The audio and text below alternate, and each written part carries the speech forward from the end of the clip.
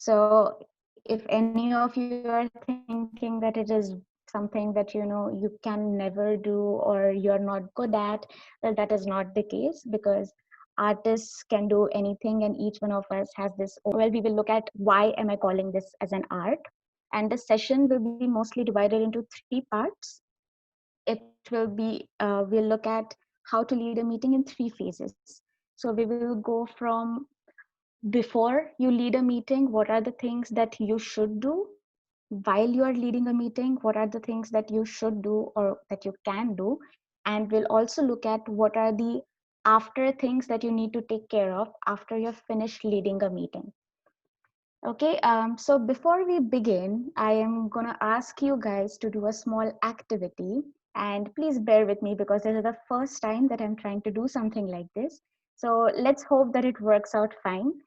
If you can see on the screen, there is a small link there. I'm just going to put it on the chat box. So if you can please all oblige and just go onto that link and start answering the questions there. I've just posted it there. And if you are not able to access it for any odd reason, please drop me a message here so that I can see it.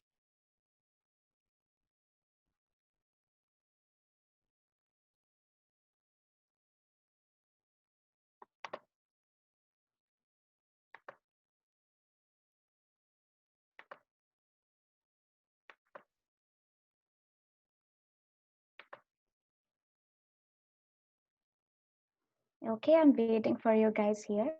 So we are answering a set of 4 questions right here, and I'm hoping that you guys would respond.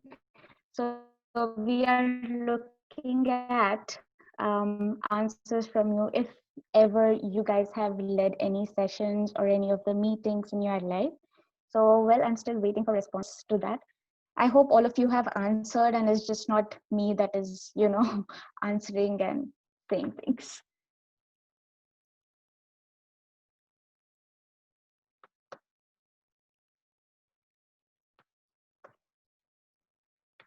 Okay. So the next question that I have asked here, just as a small icebreaker, which region of the world are you attending this session from? So let's see where all we have the participants from today. Oh, wow. Those are two extreme corners. Let's see some more. Oh, yes. Thank you, guys. See, the map now looks so colorful. Thank you for responding. Okay, let's move on to the next question and see what's up here.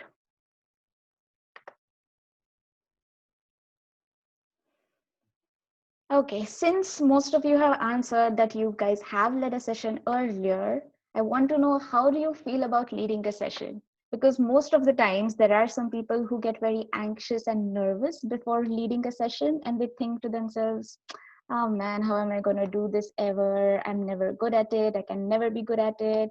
While on the other hand, there are some people who are extremely, excited, to just to get that session done.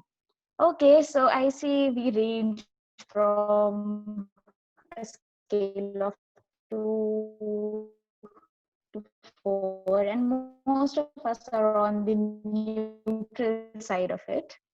Well, that's neither good nor bad. So I'm hoping that by the end of the session, we all get to the darkest green towards the extreme right. So yeah, let's hope for that. And now, here is a small activity for you guys. The last question that is there: what skills do you think are needed when you are leading a meeting? So you can respond in as many words as you want to, but yes, please do keep responding. Okay, we've got the screen up. Let's see if we have any skills or abilities that people have already mentioned. So you guys can just input a word that you think. Okay, confidence. That's great. Well, that was our first session in the series. So if any of you have attended that, I'm pretty sure you know how to build your confidence. If not, we will go over it as well. Okay, communication skills. Okay, we have listening and we have a smiley. Language. Command. Okay. Preparation. Yes, that's extremely important. Thank you for that, whoever did that. Okay, presenting. Agenda. Right on point. Okay, I think it's body language. When you guys type two separate words in the same thing, they appear as different words. So I'm just trying to make sense of the words put on here. Okay, voice, managing voice. Okay, are there any more answers that I'm waiting for? If there are, please just drop them here. And if we are done, we can then move on. Feel free to type in anything, okay? A sense of humor is also a necessity. We don't want our audience to get bored and, just run away from it. Okay, so since we are here on the topic of skills and abilities, there's another thing that I'd like to point out is, well, as I said, that meetings are a very common occurrence, and every now and then you get called for a meeting, 10 meetings today, 20 tomorrow, and by the end of the day, you feel like, why am I even attending these meetings? Research has shown that if there is an inefficient meeting that is happening in the workplace, and if there is a leader who is unable to lead a meeting, he's unable to have a guided meeting, the people in the organization and the teams, all of them suffer in a way that they feel unhealthy and unproductive at work, because there's a constant regurgitation of things not working out, and you feel like you're just wasting your time, which we don't want to happen ever. That's why it's very important to have efficient leadership in meetings and at work. So all the skills that you guys mentioned are definitely a necessity. So we are going to look at a table here in which we have written down some skills and abilities. So first one, of course, is confidence, which even you guys said.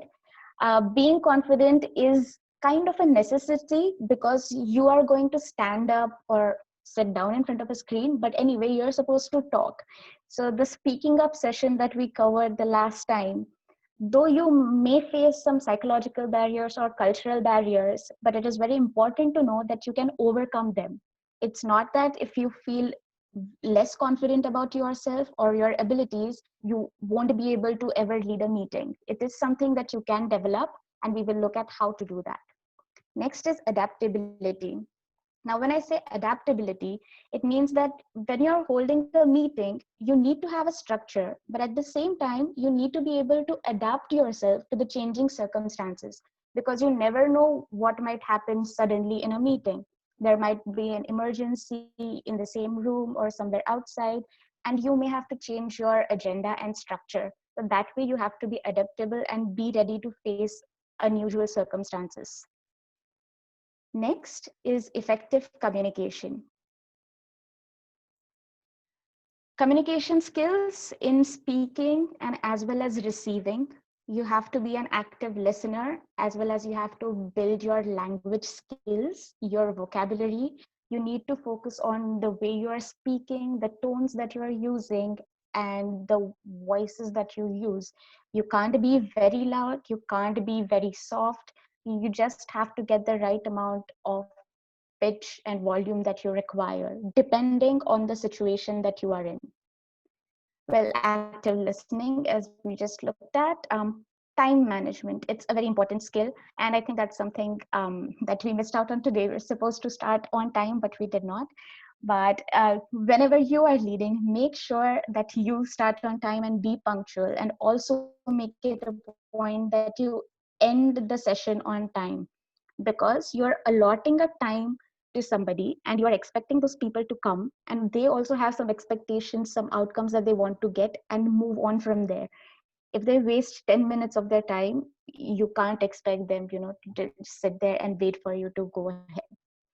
So be punctual and manage your time properly. Next, facilitation. So you are a leader while you are leading a meeting, but also you play the role of a facilitator. You are there to enable conversation between you as the information giver and the audience as the information taker and also an input giver. So you are kind of the catalyst that is going to get through the entire process to reach your ultimate goal. Decision making, you can't just leave everything to the participants and not decide anything. An indecisive meeting without any conclusion is the most torturous thing that you can ever experience in your work life. If you have experienced that, I'm pretty sure you understand what kind of feelings that gives you, because you're sitting there for 1 and 2 hours of discussions and debates, maybe heated debates, but at the end of it, you come with no conclusions at all. It's like back to zero. So we don't want that. So you need to be decisive enough to take decisions. Problem solving. Well, first of all, it's very important to identify the issue for which the meeting is being held, and you need to facilitate the discussion in the direction of a solution. So you need to ensure that everybody is staying focused on the problem and is heading towards a solution rather than, just beating around the bush or engaging in conflicts among themselves. Collaboration and inclusion is another thing that we are going to look at. Now, why I say this is because as individuals, we come from different backgrounds and different views and opinions. With that is the responsibility of whoever is leading. You need to ensure that you're giving enough space, enough opportunities for everybody to participate and to speak. We'll move on to conflict management now, because when diversity comes into the picture, there is a possibility that you might have conflicts among yourselves based on your different opinions. So the leader has to ensure that he or she is able to manage that. Optimism and openness. Optimism towards whatever the outcome of the meeting is going to be. You need to have a positive attitude when you go in for a meeting, whether be it leading a meeting or just attending a meeting.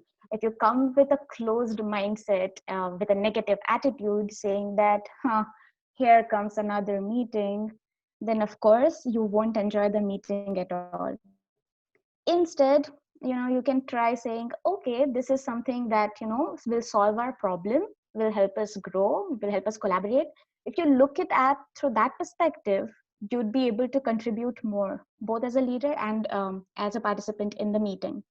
And lastly, but most importantly, is the planning and organization of it. If it is not organized, if it is unstructured, if you leave everything to chance, it's going to be a disaster, because by the end of it, you might not have any conclusion, because in the first place, you never had an objective to begin with. You can't just sit around and decide, okay, I want to have a meeting now. You need to have some issue to discuss about, to talk about. So you need to focus on that. Okay, so here is a quote for you guys to look at. There is no I in team, but there is a me in meeting. What we mean by this is, when you're working in teams, of course, teamwork is important, but it's the same principle of teamwork in meetings is important for an individual who is leading, because that person has to own the responsibility of whatever is put upon him or her. So try your best to be prepared, manage expectations of everybody around you and of you, communicate effectively, be aware of the surroundings, and own the ownership. And to do all of this, you need to remain consistent. You can't just plan for one meeting and the next meeting decide, hey, I can go without planning. You need to have that kind of consistency in your meetings. Okay. Now, earlier I said that I'm calling leading meetings or sessions as an art. Why am I saying that? Well, we are going to look at why to lead in order to avoid the inefficient, unproductive, and unhealthy meetings. As I said earlier, in order to have a high productivity and a higher satisfaction level from the employees, there has to be constant productive activity at the workplace. So you've got to be efficient in your leadership, and you've got to have some outcomes from your meetings in order to have effective meetings. So that's the goal of this art. Now, if you've seen dancers or painters or singers for that matter, they create their own art constantly. It can be the canvas or it can be the stage. It is their area of expertise. It's those boundaries. They are bound within that stage frame and that canvas frame, but they're allowed to wherever they want to within those boundaries. So, in a way, there is a structure, but also there is a flexibility. So this balance between the structure and flexibility has to be there in order for it to be called an art. So it's not just following an agenda, it's not just sticking to bullet points, but it's also exploring newer ways to be adaptable, to be flexible, and to be more open to everything. That's why I'm calling it as an art. So there are three things that you need to focus on in this art of leading. So first is organization. Now, when I say organization, I don't mean organization as a company, but organization as a skill. You need to organize yourself, you need to organize your thoughts, and you need to organize the meeting itself. You need to have an objective before you actually plan for a meeting. And you also need to plan for what you're going to do in that meeting. So that is the organization that we are referring to, which is very important in all of the three phases that we talked about: before the meeting, during the meeting, and after the meeting. Next comes the part of communication. Even this is important in all of the three phases. Before the meeting, you need to communicate in an effective manner that such and such meeting is going to take place. During the meeting, you need to have those communication skills. You need to understand the dynamics of language, the use of voice and tone, and the vocabulary while you're saying things. And also, you need to be an active listener. It's not supposed to be a lecture where the speaker or the leader just keeps on talking, but you also need to take inputs from your audience so that it becomes an interactive session, and it might lead to better outputs. Next, we have attitude. Uh, as I said, optimism and openness. So that's the kind of attitude that you need to have when you're about to go into a meeting, and also while you're planning a meeting. If you plan a meeting with the attitude that, well, this meeting is going to be futile, it's just going to be a waste of time. Well, of course, then in the end, you might feel that actually it was not helpful at all. And we do not want that, because time is money in the workplace. So if you're investing time, you make sure that it's pretty good and it's well utilized. So in order to do that, we are going to look at these three factors in three different phases. So before we move on, do we have any questions from you guys? Is there anything that you would like to share or ask? If there is anything, you can just put it in the chat box and I'll be happy to answer that.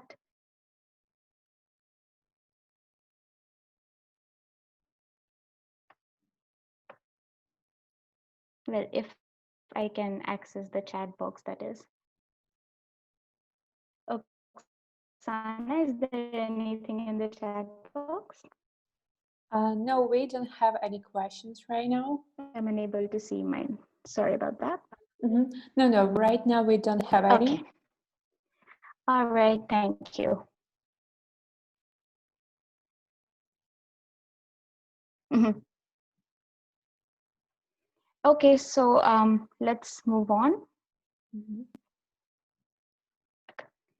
So before we go on ahead with these three principles, I'd just like to share an example of how I plan things, of how I organize a meeting and how I lead a meeting and what is the procedure that I actually do. So we'll start with it.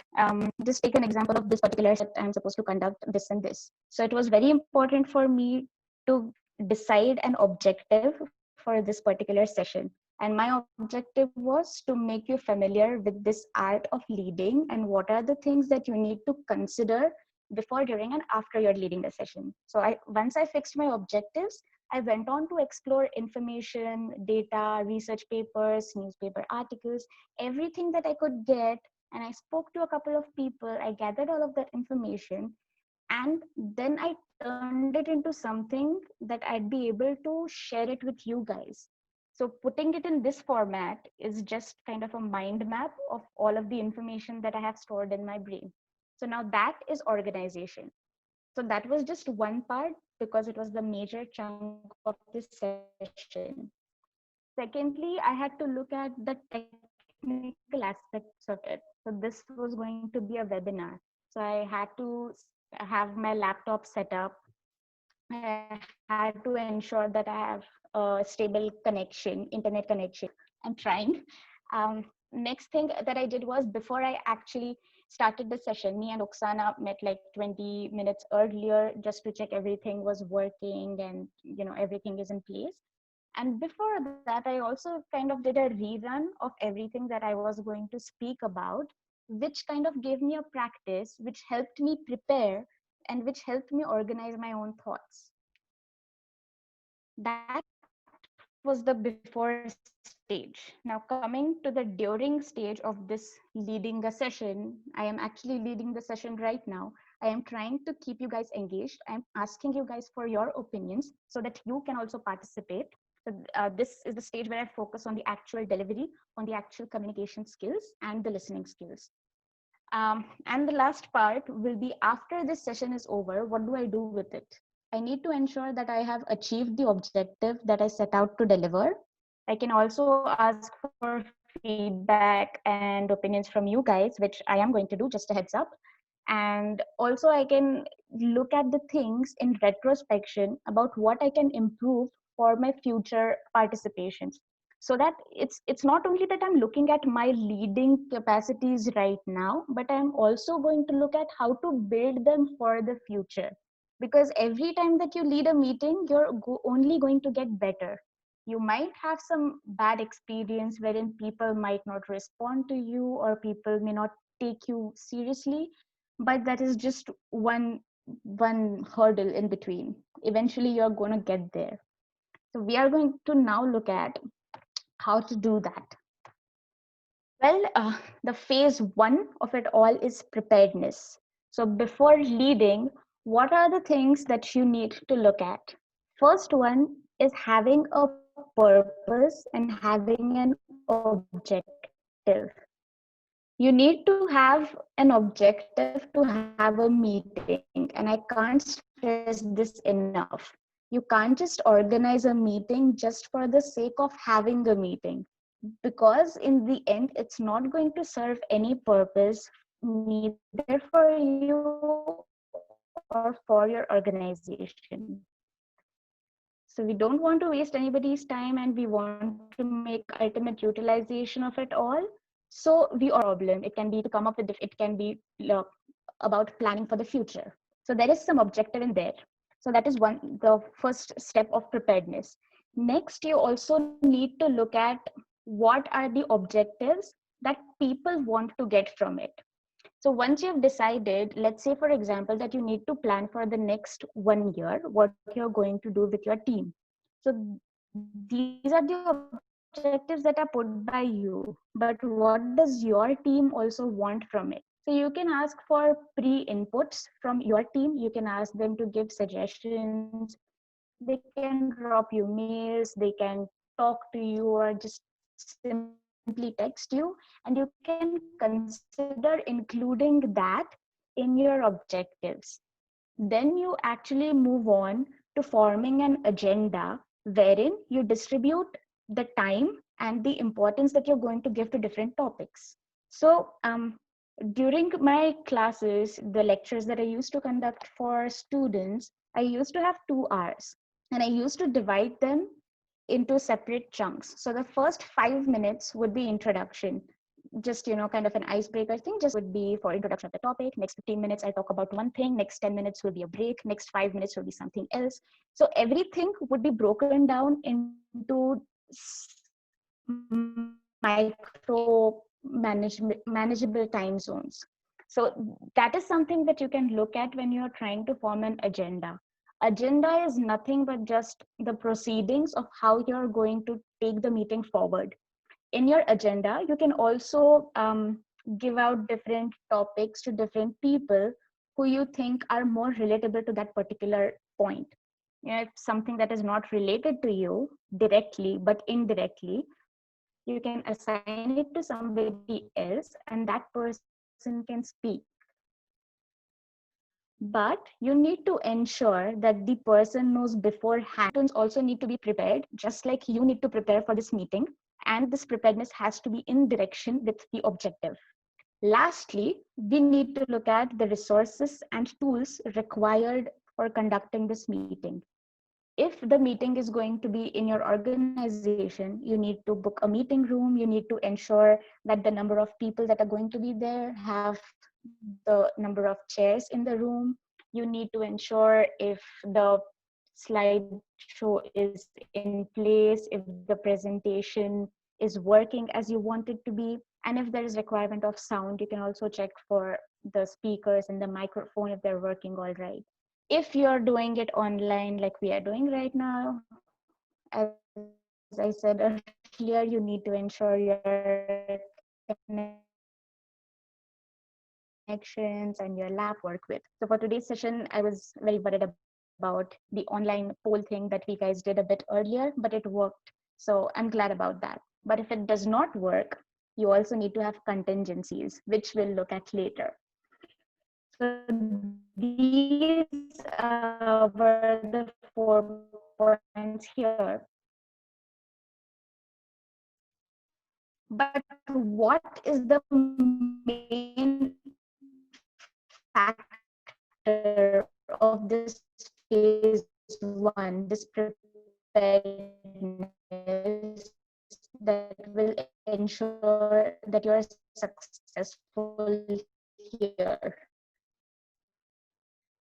Well, that is the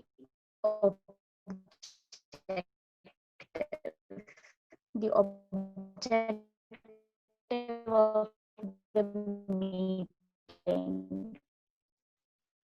You need to ensure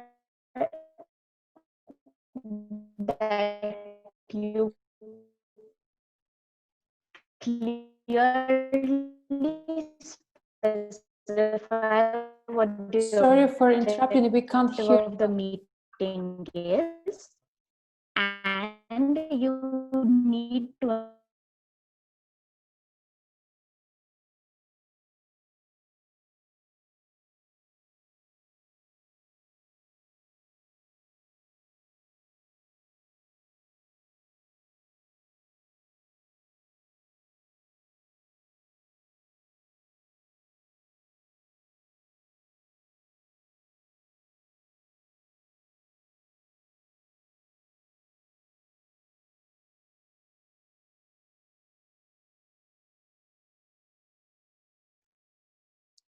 Uh, we can't hear you.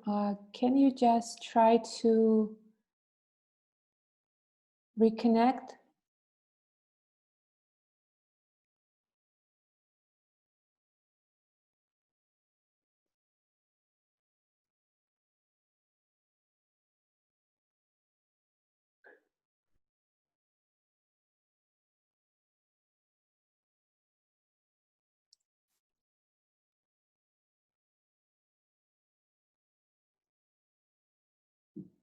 Hi guys, are you guys able to hear me?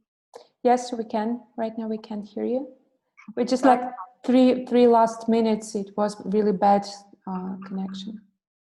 Okay. I'll just go over the last slide again. And these are the sort of contingencies that I was talking about that you need to be prepared for. Yeah. Well, right on cue.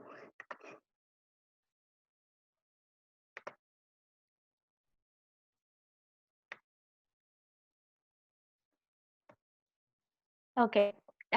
So coming back to the phase one of preparedness, we're going to look at, oh, hello. We are going to look at what is the main ingredient of this phase that will ensure that you are successful in leading a meeting. At the phase one of preparedness, it is the objective. the objective of the meeting that you are deciding, you need to ensure that you are keeping in mind your objective while you prepare for the agenda, while you're taking inputs and suggestions from your colleagues and from the participants. And you also need to ensure that you have proper arrangements, resources, and tools in relation to the objective.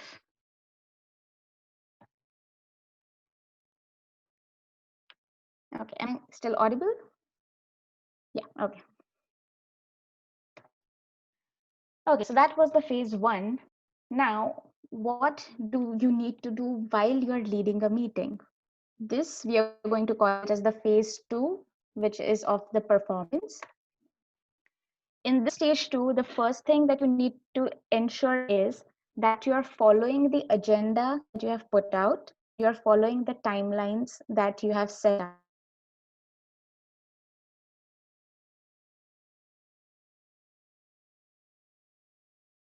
Reason I'm unable to give that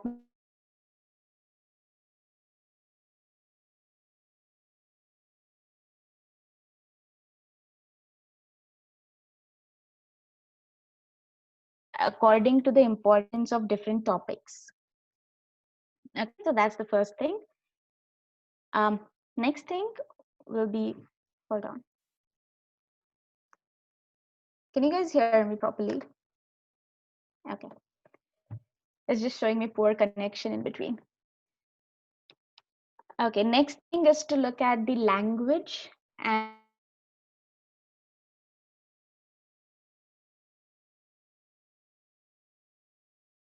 of repetitive words, because it might put your audience off. And if you keep on saying like okay, then this, that, you need to have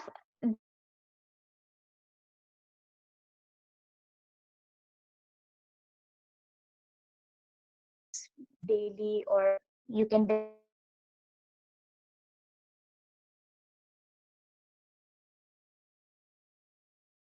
need to decide whether it's going to be formal or informal. It's kind of a code of conduct that you set for yourself and for your people in the meeting. Next, you need to look at the kind of engagement that you're going to allow your participants to indulge in. You need to ensure that you're allowing them enough time and enough opportunities to collaborate. It can be, you can give like an exercise in between, you can give a case study or a scenario to discuss, which is in relation to your objective. Please ensure that you do not move away from the objective, but you will also experience certain times when you are leading a meeting, somebody would want to give their opinions, which may or may not be around the objective. So as a leader, it is your duty to ensure that you have those negotiation skills and those conflict managing skills, that you are able to handle them properly. You can just tell them, this is going off the topic, so maybe we can address this issue in the next meeting, we can schedule something for later, but for now we need to focus on the issue at hand. On the other extreme of this will be that people won't be speaking up at all. So we need everybody's opinions if we are trying to make something work. So we also need to give enough opportunities. Maybe you can call out to the person in particular to ask them for their opinions, to ask them to speak. If they are not comfortable, maybe they can send their inputs before the meeting or after the meeting, which you can ultimately collate as the leader of the meeting and then put out as the summary of the meeting. And lastly, be the contingency planning. So the art that we talked about of the balance, the perfect balance between a structure and the flexibility that is required. We need to have that because there will be times when unprecedented things are bound to happen. Like just now, for example, when my internet went off, I had nothing here. So maybe I lacked there in the contingency planning. But to be fair, I'm having two backups of internet connections. So if one does not work, I'm having something else. It's not that I'm 0% prepared. I am having something else on my hand. But as you see it, it's not always in your hands. So please don't get discouraged or anything if ever your contingency plan also does not work. There's another thing that we have noticed about speakers and leaders in general is before they go into the meeting, they have this notion that, what if people don't listen to me at all? What if they don't agree with what I'm trying to say? But you need to focus on the fact that you are here to achieve the objective and not to please everybody. This is not your arena to please everybody. So just look at it as a performance. This is the phase 2 of titled performance. So look at it as a performance. Don't take anything personally. Also, if people ask you questions, it's not always that you would have answers to it. So ensure that you do not give them wrong answers just uh, to appear that you are knowledgeable. You can maybe direct them to a proper source. You can just say, sorry, I do not know about this, but I will inquire about it and guide you to the right source. That is something that you can do. You can ask for opinions from your audience members if they have any experience in that. So this is what you do during your performance of leading. But again, what is the element that will ensure that you succeed in this phase? And that element is, if it comes out, that is time. So you need to follow the time. You need to be punctual. If you say that you're going to start a meeting at 10, you need to ensure that you started at 10. If you start 5 or 10 minutes later, it might become a trend that people will be okay with your that Mansi's meetings always start 10 minutes late, so it's okay, I can always go late. So that is not an example that you want to be setting as a leader. So you need to ensure that you are punctual and also that you end it on time. If for some reason you are going to go overboard, you need to inform your participants that it might take another 5-10 minutes more than we had decided upon. So if you're okay, you can continue. If not, you can leave the meeting hall or the meeting room quietly. That's no problem, but they can catch up on the summary later. So this is for the phase 2. And lastly, we have the phase 3, which comes after leading a meeting, which is the review stage. Now, this again is a very important stage. Uh, Planning is, of course, important in the first phase, and delivering whatever objectives we have is also important in the second phase. But working upon what else can be better for the next time is equally important. So the first thing in your review will be, which is the most valuable asset that you can ever have, is the feedback and the suggestions from the participants involved in that particular meeting. You can ask them about what things worked for them, which method or which resource was useful, and what things can be done better for the next time. Once you have that data, you can actually work upon it for your future use. Next is summarizing everything. And also, once you have summarized the current meeting that you just held, you can outline an agenda for the next meeting immediately in your mind. Or maybe you can have a small discussion right after your current meeting and ask people about what they want the next meeting to be about. If you're trying to reach a solution, let's say you have reached 60% of it for now. For the next 40%, you can have a separate meeting. If the meeting is about marketing, you can focus on the presentation skills for now.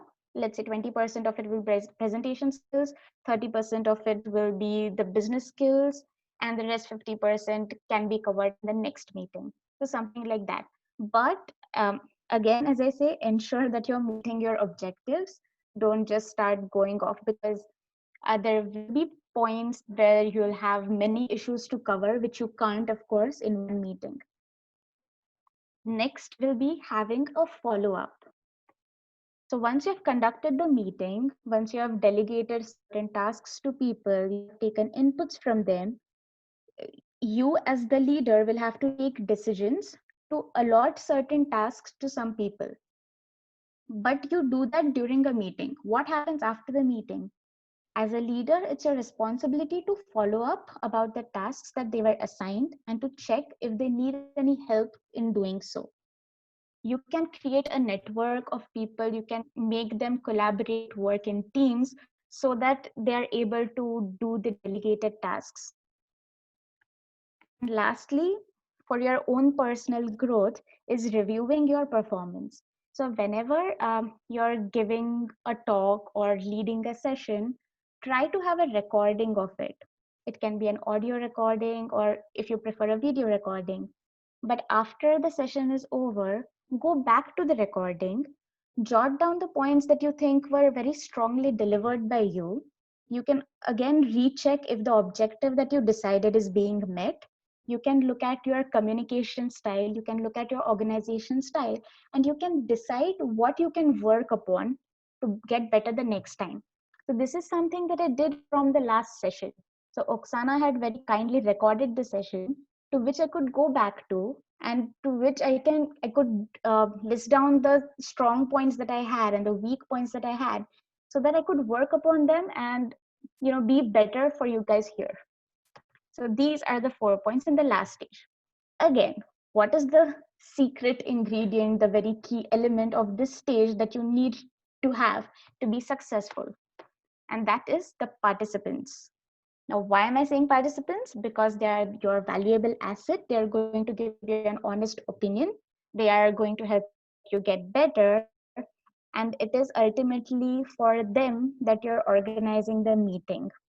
So they need to have the feeling that they came to the meeting and they are taking something valuable away from it. They're taking something tangible out of it. It should not feel like a waste of time and a waste of energy for them. So that is a very important thing that we need to focus on. These were the 3 phases. First one of preparedness, second one of performance, and the last one of getting a review. So, well, enough with the talk. Let us do something. Well, I'm showing penguins here because apparently they're the worst of leaders. You can read more upon that. So I'm ready to take any questions from you guys. This was a kind of a short and sweet presentation that I tried to squeeze in this short amount of time. And I know it would have been a lot of information, but I tried to keep it interactive. So if you have any questions at the moment, please feel free to shoot.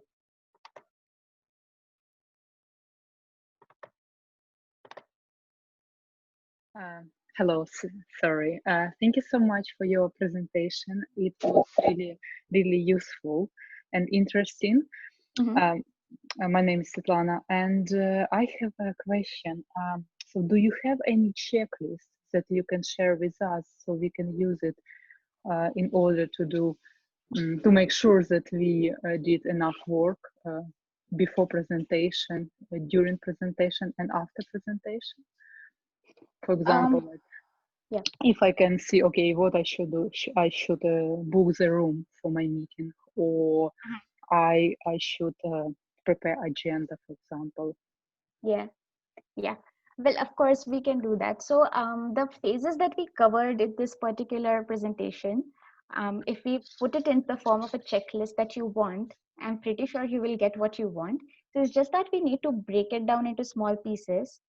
If everybody is up to it, I can set up another task in the app that I was using earlier, and you guys can put in your own inputs about what you want to have in your own checklist.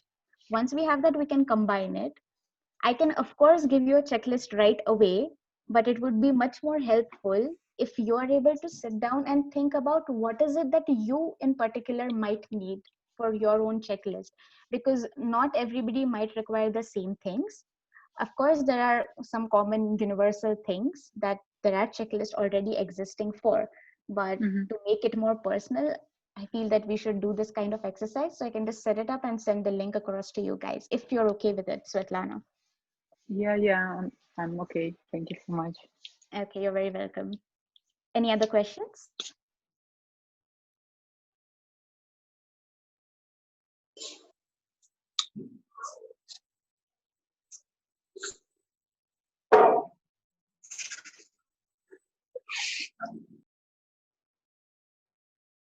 Guys, feel free Hello, to. can you hear me? Yeah. You have mentioned very important question. You have raised a very important aspect of the meeting, that participants are the key factor of success. So what if we have someone who is completely demotivated but crucial for some process? We have some magic trick that can make them participating. Because imagine a situation in which they are the only possible architect of solution in our process, but they are just not they're just not involved in solving problems. Maybe they don't feel that we belong, like that we are dependent on them. Name it, whatever, but they are just not participating. And I've been to such meetings, and I still struggle with such attitude. Yeah. Okay. So thank you for that question. I guess that happens quite often, that we see people that do not want to speak or are least interested. So, as a precautionary measure, the first thing that you can do is, before the meeting actually starts, you you should take care that you are inviting only those participants that are actually needed in order to reach the objective. It can be of solving the particular problem. So if that person is maybe going to be a redundant position in your meeting, it's better to leave that person out, because we want the meeting to get productive. Now, I'm not saying that, just go out there and stop inviting people altogether, but just make sure that you need the particular person 100% for that particular meeting. Okay, that was just a precautionary measure. But during a meeting, when we have participants who are there and who are not contributing anything at all, you as a leader can remind them that as much as this is your own responsibility as a leader to conduct and organize this meeting, it is equally the responsibility of the participants to contribute to that. If they are not willing to contribute, or if they don't have anything to contribute, maybe they can just utilize their time somewhere else, in another project, or doing some other paperwork, file work, and then you can provide a summary of whatever happened in that, and maybe then they can have their inputs. Because not everybody will have opinions or insights at every stage of the problem solving process. Maybe somebody is good at analyzing the solutions later instead of coming up with ideas. It can be that sort of a person. So maybe you can have teams to have, you can separate 2 3 people out, you guys brainstorm, the next 2 3 people can analyze, and just ultimately combine them together. But this is something that you can say to them, that it is their responsibility, then they owe it to everybody else on the team to contribute, to speak up. So I guess the earlier sessions that we looked at, being confident and speaking, managing your conflicts, all of these come together in this sort of a leading the session environment. I hope I've answered your question. If not, we'll take it up later. Yeah, absolutely. I think this is the possible way, just to for these people to contribute, because like with a disk, so they could be on the blue side of the scale, right? So they are more into analyzing hard data, and we can send them reports or outcome of meeting. All right, thanks. Yeah. Okay. Thank you. Any other questions? Yes, I have one. Yes. I'm wondering about the organization of a meeting. Do you have in your practice something like setting up some rules before, like we are not using mobile phones or laptops or something like that? So is it a good practice to have some rules in advance, or you just, depending on a meeting, you are like telling, so guys, we have 3 rules, like nobody interrupting, or we don't use mobile phones or something? So is it better to do it in advance and set that we have like 3-4 rules, or you are doing it in a meeting, or any other ideas you have? Okay, thanks for that question, Oksana. Again, a very important point that you raised. It is always a good practice to ensure that you have certain ground rules while you're conducting a meeting. So this can be done in the start, let's say 2 to 3 minutes of the meeting. It will be just a quick thing that you want to ensure for that meeting. Let's say not using your mobile phones, not using your laptops, or not speaking when somebody else is speaking. So these are certain things that you can say right before the meeting starts, but also in the phase 1 of preparedness, when you're sending out mails about the meeting, you can also mention these ground rules then. But before you start the meeting, it can just be a quick reminder for the participants to ensure that they remember to turn off their phones, not use their laptops, and also just to make it more interesting, if they just happen to use their phones or laptops, maybe you can come up with some sort of punishment for them, like not as a school punishment, but of course some kind of extra inputs from them or something of that sort, just to ensure more participation during the meeting. Yeah, I hope I've answered your question. Okay, any other questions, guys? Yeah, I've got a question. Yeah. So in times when we're leading a meeting and then someone else takes the lead, like for example, my coworker or my senior just takes out the lead, and then I lose the control over the meeting. Then how am I supposed to take it back? Because I've done it sometimes when I took someone else's lead and then they were all lost, and Okay. then the and then the whole meeting goes into a different drive. Okay. Okay, thanks for that question. Again, coming back to the point of owning the meeting, being responsible for it, you as a leader have to establish that kind of authority and that kind of supremacy over the meeting, because you are the one who has organized it, you are the one who has designed the agenda, and you are the one who is going to ensure that you follow that particular agenda. But in Okay. between, if somebody like this comes up, let's say just a strong person with a very strong voice and opinions and wants to reign over the meeting, you can Yeah. kindly and subtly remind them that, you know, the objective of this meeting is to solve this problem, and since we are on an agenda here, I would like to bring to your notice that we have to get back to the topic, and Okay. we need to Yeah. allow everybody else to put their opinions. So as a Yeah. leader, you can also say that everybody should have equal participation.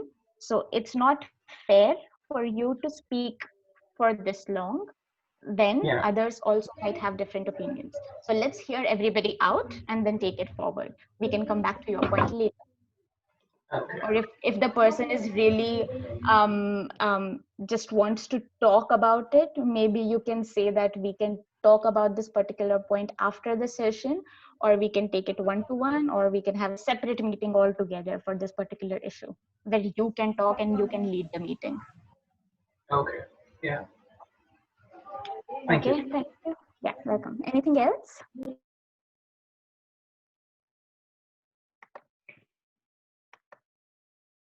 Okay, so if There was one more question. For example, most of the times it's not a single leader who leads the meeting. We mostly do it with a coworker or someone we already have a partner with. So while dividing the whole thing, so it comes back to the same question like last time, that if someone just takes over and then I've got to stop my partner again. And so how much of tuning do we need or preparation supposed to be done for this okay, so to when lead it comes together? to, yeah, okay, I think I've got your question. I could hear you intermittently. I hope I got the question right. Yeah. So it's when you are leading a particular session with your coworker, beforehand, you need to have your separate tasks assigned to you. Let's say your meeting has 6 topics on your agenda. You Okay. can distribute it amongst yourselves. Introduction will be done by me. The next point about collaboration will be taken upon you. So you Okay. already decide that who is going to lead which part of the session, and if needed, you can practice it beforehand, before the actual run of your session. And also the tuning that you said, well, it will just come up with practice. If there Okay. are certain issues that you find out while you are practicing, that, you know, I think we need to be more organized on this particular part, you need to be more in tune, you can just talk about it together, design that particular thing together, and then try to practice it. That would Okay. help in getting you gelled more. Yeah. Okay. That kind of solves it.